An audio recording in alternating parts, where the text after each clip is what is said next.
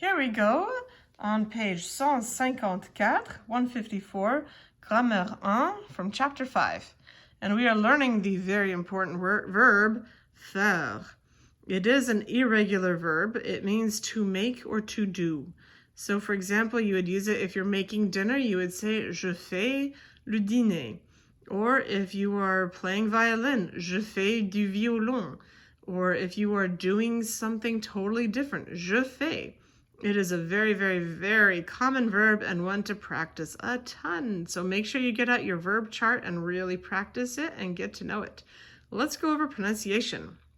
Mostly it's pronounced just like it looks, except for nous, so we will go over that. But first, the infinitive is faire. And then to conjugate it, je fais, tu fais, il fait, elle fait, on fait.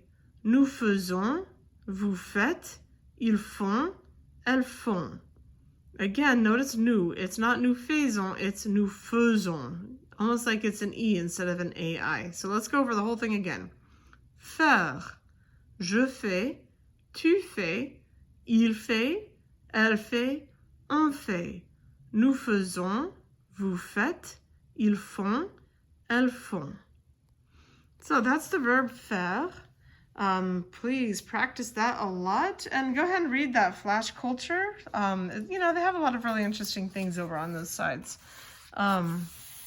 Let's also talk about turning the page to 156. Let's learn about question words. So just so you can hear, so we've already learned how to do est-ce que, right?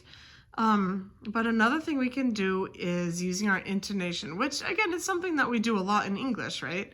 I mean, just there I said, right? Notice how my voice went up. Or let's say you're talking to somebody and they say, I love video games. And you're surprised, you say, really? You love video games? If I said you love video games, then it's very clearly a statement. But if I say you love video games, it's a question. Well, they do the same thing in French. Tu aimes le baseball? Est-ce qu'il fait du jogging? Notice how the pitch of the voice goes up. And in French, they do it quite a bit. So you can have a little fun with that. To ask for information, use a question word followed by est-ce que plus a subject and a verb. So, for example, when, quand est-ce qu'il fait du théâtre? Why, pourquoi est-ce qu'il n'aime pas le football? What, qu'est-ce qu'il fait en automne? So normally for what, it would be QU, right? But because of the est-ce que, the E in est-ce que, it's going to be QU apostrophe. Qu'est-ce qu'il fait en automne? Where, où est-ce qu'il nage? Be careful with where because we've already learned the word où, but without an accent. That word is or. So if you forget the accent, you're going to say, or is it snowing? Instead of where is it snowing? So make sure you don't forget the accent on où. How? Comment est-ce qu'on fait du ski? With whom? Avec qui est-ce que tu joues au tennis?